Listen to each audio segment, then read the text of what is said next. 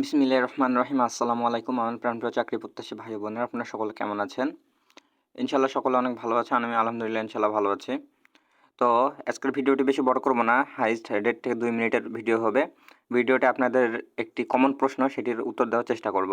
প্রশ্নটি হলো যে পরীক্ষার ধরনটা কেমন হবে? এমসিকিউ হবে না রিটেন হবে? তো এটি অনেকেরই প্রশ্ন, আমাকে সব জায়গায় অনেকেই করে থাকেন। তো এটির উত্তর হচ্ছে যে ভূমি রেকর্ড ও জরিপ অধিদপ্তরের কর্মচারী নিয়োগ বিধিমালা 2023 অনুযায়ী এই অধিদপ্তরের সরাসরি নিয়োগের পরীক্ষাগুলো সাধারণত 3টি ধাপে হয়ে থাকে: 1 লিখিত, 2 মৌখিক এবং ব্যবহারিক পরীক্ষা। ভূমি রেকর্ড ও জরিপ অধিদপ্তরের কর্মচারী নিয়োগ বিধিমালা 2023 অনুযায়ী সকল পদের নিয়োগ পরীক্ষার জন্যই চাকরি প্রার্থীদের লিখিত ও মৌখিক পরীক্ষায় অংশগ্রহণ করতে হয়।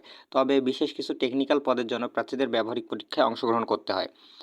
বুঝাতে পারছি? যদি কিছু না বুঝে থাকেন তাহলে একটি উদাহরণ দিচ্ছি, তাহলে অবশ্যই বুঝতে পারবেন।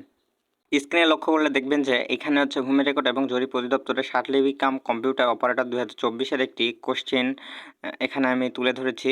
এখানে 2024-এ এটি পরীক্ষা হচ্ছে 4টি পদের পরীক্ষা হয়ে গেছিল, তার মধ্যে এটি একটি। তো এটির পরীক্ষার ধরনটি দেখুন একটু। বারবার বলেছি যে পরীক্ষাটি হবে এমসিকিউ আকারে কিন্তু লিখিত। সেটি অনেকে বুঝেছে, অনেকে বুঝেন নাই। আমি বারবার বুঝিয়েছি। এখানে একটু লক্ষ্য করুন, তাহলে ক্লিয়ার হয়ে যাবেন আজকে। এখানে দেখুন যে সন্ধি বিচ্ছেদ, গতানুগতিক, গতযোগ অনুগতিক। ঠিক আছে, এটি হচ্ছে এমসিকিউ আকারে লিখিত। এটি কি বলে? দুর্গতি, দুর্যোগ গতি, দুর্গতি যতগুলো রয়েছে। এই যে এখানে দেখুন যে বাগধারা, শরতের শিশির। তারপরে এখানে উত্তর হবে যে আমাদের বন্ধুত্ব শরতের শিশির না, যে তার বিপদের দিনেও পালিয়ে থাকবো। এই যে এইরকম এক কথায় উত্তর, এগুলো হচ্ছে এমসিকিউ টাইপের লিখিত, এগুলোকেই বলে। সেরকম ইংরেজির ক্ষেত্রেও বলেছে যে write the verb form of the following words. এখানে বলেছে মর্নিং, মর্নিংয়ের হচ্ছে ভার্ব ফর্ম হচ্ছে মর্ন। ঠিক আছে, এই টাইপের হবে প্রশ্নগুলা।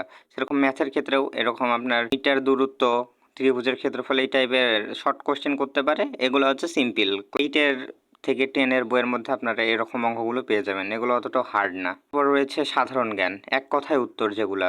সাপোজ এখানে দেখেন যে একটি ডিজিটাল মুদ্রার নাম লিখুন। বিটকয়েন, এটি সকলেই জানেন। বিটকয়েনকে চেনেন না এমন কোনো মানুষ নাই। তো আপনারা বিটকয়েন ক্যান ইথেরিয়াম বলতে পারেন, বা নোট কয়েন বলতে পারেন, ডক্স বলতে পারেন, ইত্যাদি, টোন কয়েন বলতে পারেন। তো এখানে যেটা দিবেন সেটা। এখানে বলেছে যে ডিজিটাল মুদ্রার নাম কি। সেরকম এখানে এক কথায় উত্তর, বিশ্বের প্রথম এআই শিশুর নাম কি? টংটং। দেখেছেন? তো এইভাবে প্রশ্নগুলোর উত্তর এমসিকিউ আকারে কিন্তু লিখিত। এটি আমি আপনাদেরকে আগেও বলেছি। তো পরীক্ষাটি এইভাবে হইতে পারে, এমসিকিউ হইতে পারে অথবা এমসিকিউ আকারে লিখিত হইতে পারে। এটি আপনাদেরকে আমি বারবার বলেছি।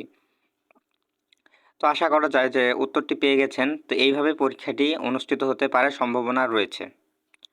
তো ভিডিওটি বেশি বড় করব না, এই পর্যন্তই। কারো কিছু জানার থাকলে অবশ্যই কমেন্টে জানাবেন। সকলে ভালো থাকবেন, সুস্থ থাকবেন। আসসালামু আলাইকুম। আল্লাহ হাফিজ।